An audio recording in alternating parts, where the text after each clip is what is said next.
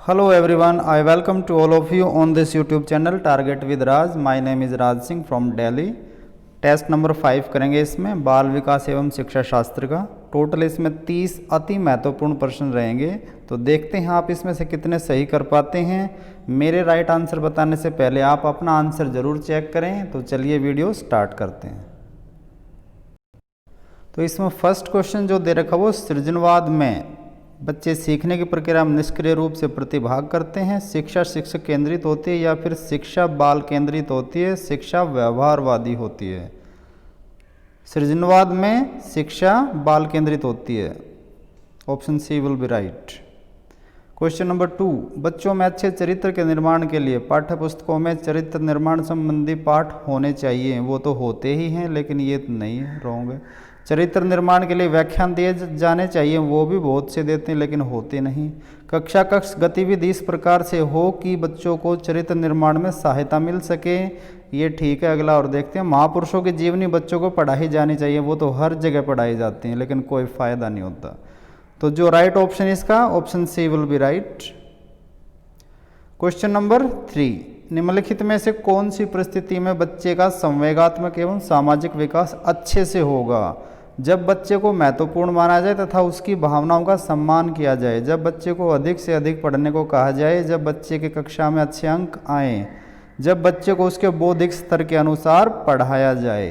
तो 3 number third जो question है उसका right option will B option first.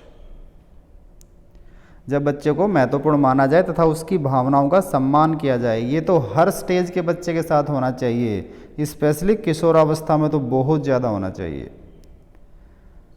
Question number 4, निम्न में से कौन सी परिस्थिति सृजनात्मकता को बढ़ाने में सहायक होगी? सीखने हेतु सीमित अवसर हों, बच्चों को उत्तर याद करने के लिए कहा जाए, किसी समस्या का समाधान बता दिया जाए, या फिर जब बच्चे को स्वयं करके सीखने के लिए अधिक से अधिक अवसर दिए जाएं।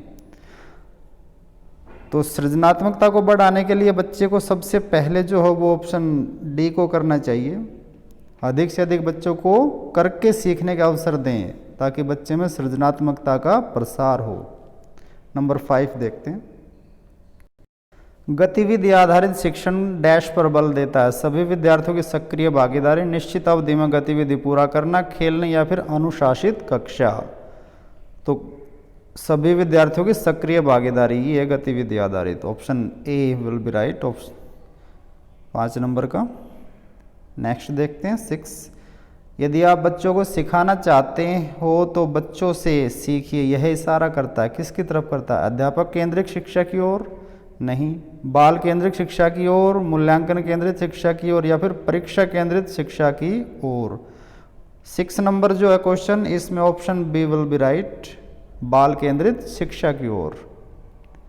नंबर 7, उच्च प्राथमिक स्तर पर शैक्षिक एवं कैरियर निर्देशन की आवश्यकता है। शैक्षिक कैरियर एवं व्यक्तिक निर्देशन की आवश्यकता है, केवल कैरियर निर्देशन की आवश्यकता है, या फिर केवल शैक्षिक निर्देशन की आवश्यकता है? 7 का right option will be B. उच्च प्राथमिक स्तर पर शैक्षिक, कैरियर और व्यक्तिक तीनों की आवश्यकता होती है। तीनों प्रकार के निर्देशन की अत्यंत आवश्यकता होती है। नंबर 8, बच्चों में नैतिक मूल्यों को विकसित करने का सर्वाधिक उचित तरीका? प्रातःकालीन सभा में बच्चों को नैतिक उपदेश देना, वो तो हर जगह दिए जाते हैं लेकिन कोई फ़ायदा नहीं होता, ये तो नहीं। बच्चों के सामने एक परिस्थिति रखना और उस पर निर्णय लेने के लिए कहना, शिक्षकों एवं बड़ों द्वारा नैतिक मूल्यों को प्रदर्शित करने के लिए कहना, या फिर विद्यार्थियों को नैतिक और अनैतिक के बीच अंतर करना सीखना? तो right option will be C, शिक्षकों एवं बड़ों द्वारा नैतिक मूल्यों को प्रदर्शित करना, क्योंकि बच्चा देखकर सीखता है। नंबर 9,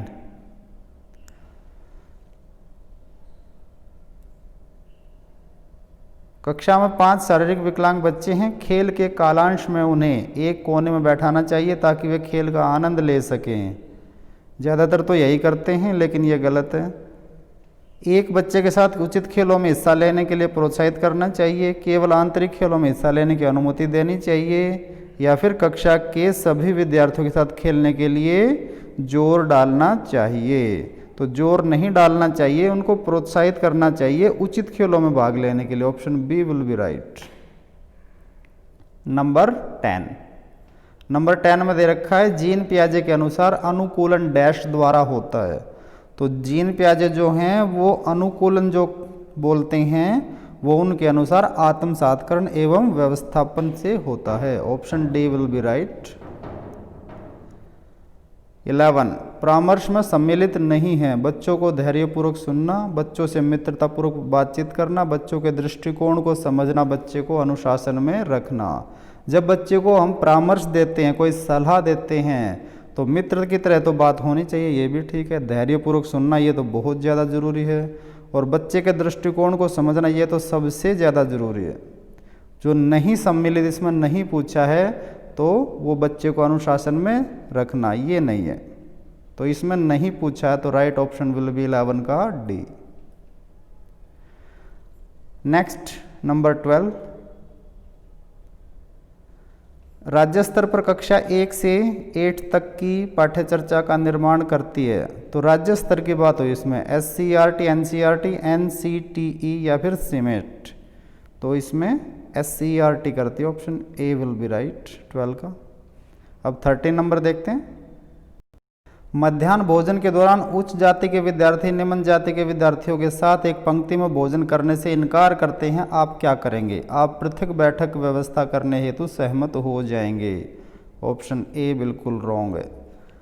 आप उच्च अधिकारियों से निर्देशन प्राप्त करेंगे, तो फिर आप टीचर किस चीज़ के, जब बात बात पे उच्च अधिकारियों से निर्देशन लेंगे, तो आप विद्यार्थियों को एक साथ बैठकर भोजन करने के लिए सहमत कर लेंगे। ऑप्शन डी, आप विद्यालय में मध्याह्न भोजन पकाना बंद कर देंगे, ये तो किसी समस्या का समाधान नहीं है। तो ऑप्शन के हिसाब से क्वेश्चन के हिसाब से ऑप्शन सी राइट है। 14 नंबर, विज्ञान में मोनिका की समप्राप्ति अच्छी है किंतु गणित में खराब है, इसका प्रमुख संभाव्य कारण हो सकता है। बालिकाएं प्राय गणित में कमजोर होती हैं, बिल्कुल जेंडर बाइस है, तो गलत है। बहुत सी ऐसी लड़कियां जो गणित में सुपर होती हैं। मोनिका के माता पिता अशिक्षित है, तो उससे कोई फर्क नहीं पड़ता। गणित शिक्षण प्रभावी नहीं है, या फिर गणित कठिन विषय है, नहीं। साइंस और गणित दोनों एक दूसरे से इंटरकनेक्टेड है, गणित शिक्षण प्रभावी नहीं है, ये सी राइट है। नंबर 15 देखते हैं अब। एक शिक्षक की नियुक्ति सुदूर गांव में हो जाती है, सुदूर मतलब कहीं दूर किसी रिमोट विलेज में हो जाती है, जहां पर ग्रामवासी अशिक्षित हैं तथा विद्यालय भवन एवं पेयजल का भी अभाव है। गांव में कार्य करने में सबसे बड़ी बाधा है विद्यालय भवन का अभाव, अशिक्षित माता पिता, समस्या समाधान हेतु प्रेरणा का अभाव, पेयजल सुविधा का अभाव। तो 15 नंबर जो क्वेश्चन है उसमें right option will be C. समस्या समाधान हेतु प्रेरणा का अभाव, यदि उनमें प्रेरणा जागृत कर दी जाए तो गांव वाले सब मिल करके भी इस चीज़ का जुगाड़ कर सकते हैं, जो पानी की समस्या है या फिर भवन की है। नंबर 16 देखते हैं अब। कोलबर्ग के अनुसार सही और गलत प्रश्न के बारे में निर्णय लेने में शामिल चिंतन प्रक्रिया को कहा जाता है? नैतिक दुविधा, नैतिक तर्कना, सहयोग की नैतिकता या फिर नैतिक यथार्थवाद। 16 में right option will be C, नैतिक तर्कना। नंबर 17, सतत एवं व्यापक मूल्यांकन के अंतर्गत वाक्यांश व्यापक मूल्यांकन इंगित करता है, इंगित मतलब इशारा करता है, समस्त पाठ्यक्रम का मूल्यांकन, सभी विषयों का मूल्यांकन, संज्ञानात्मक क्षेत्र, भावात्मक क्षेत्र एवं मनोगत्यात्मक क्षेत्र का मूल्यांकन या फिर संगनात्मक क्षेत्र का मूल्यांकन। 17 नंबर क्वेश्चन में right option will be C, संज्ञानात्मक क्षेत्र, भावात्मक क्षेत्र एवं मनोगत्यात्मक क्षेत्र का मूल्यांकन। 18 नंबर, विद्यार्थी द्वारा गणित की कक्षा में सीखी गई अवधारणा का उपयोग भूगोल की कक्षा में किया जाता है। यह उदाहरण है सकारात्मक अंतरण का, नकारात्मक अंतरण का, शून्य अंतरण का या फिर इनमें से कोई नहीं। ये क्वेश्चन जो है ये सीटेट में भी देखने को मिला है, सकारात्मक अंतरण का। और ये जो हम क्वेश्चन करने लग रहे हैं ये यूके टेट के हैं, ये यूके टेट, उत्तराखंड टेट के हैं, ये टीजीटी के पेपर नंबर 2 के, ये प्रीवियस ईयर के क्वेश्चन हैं उत्तराखंड टेट के। 19 देखते हैं, 19 नंबर, किशोरों के संदर्भ में निम्नलिखित में से कौन सा कथन सर्वाधिक उचित है? चिंतन का मूर्त क्रियाओं में प्रदर्शन होना, बुद्धि लाभांक में अकस्मात वृद्धि, संवेगात्मक प्रोत्थान की घटना बढ़ जाती है, पढ़ाई के प्रति लापरवाह रवैया। 19 नंबर क्वेश्चन है, इसमें right option will be C, संवेगात्मक प्रोत्थान की घटना बढ़ जाती है। किशोरावस्था को संभालना बहुत इंपॉर्टेंट कार्य है, लेकिन ये कठिन भी है। नंबर 20, व्यक्तित्व विकास में डैश एक महत्वपूर्ण भूमिका का निर्वाह करता है। आनुवांशिकता और वातावरण का मिश्रण, परीक्षाओं की संख्या, आनुवांशिकता या फिर वातावरण। तो ये दोनों सम्मिलित हो जाएंगे तब होगा। तो व्यक्तित्व विकास, तो 20 नंबर क्वेश्चन का right option will B first. 21 number, शिक्षक की सबसे मुख्य जिम्मेदारी क्या है? 21 नंबर में कठोर अनुशासन बनाए रखना, बिल्कुल रॉन्ग है। विद्यार्थियों को विभिन्न अधिगम शैलियों के अनुसार सीखने के मौके उपलब्ध कराना, ये भी ठीक है। बाकी और देखते हैं। पाठ योजना तैयार करना, उनके अनुसार पढ़ाना, ये तो कॉमन काम है। यथासंभव क्रियाकलापों का आयोजन करना, ये भी कॉमन है, ये तो रेगुलर होना चाहिए। तो इसमें जो सबसे इम्पोर्टेंट पूछा है जिम्मेदारी, वो है ऑप्शन बी, विद्यार्थियों की विभिन्न अधिगम शैलियों के अनुसार सीखने के मौके उपलब्ध कराना, क्योंकि मौलिक चिंतन बच्चे में लाना बहुत ही जरूरी है। 22, विचार न केवल भाषा को निर्धारित करते हैं बल्कि उसे आगे भी बढ़ाते हैं, यह विचार डैश द्वारा रखा गया।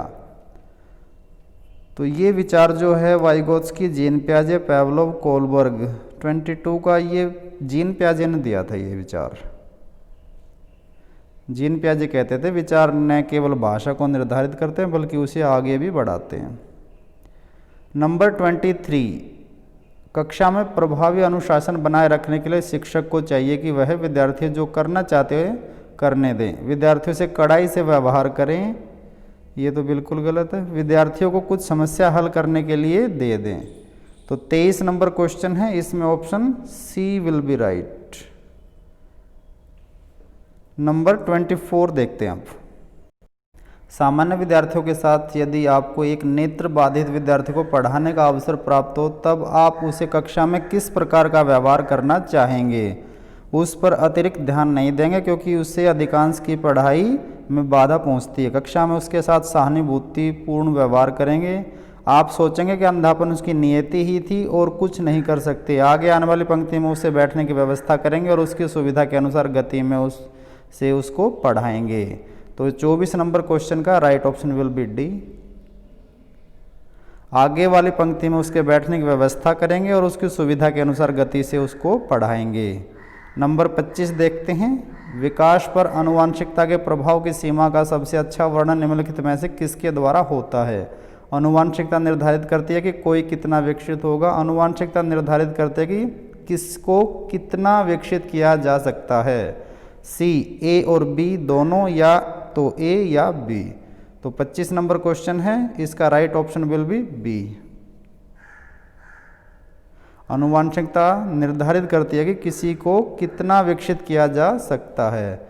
नंबर 26 देखते हैं हम। 26, अधिकतम प्रबलनकारी प्रभाव के लिए दिया गया रिवार्ड होना चाहिए। उत्तर प्राप्त होने के तुरंत बाद, उत्तर प्राप्त होने के ठीक पहले, उत्तर देने के साथ साथ, उसी क्षण, उत्तर देने के बाद पर्याप्त विलंब के पश्चात।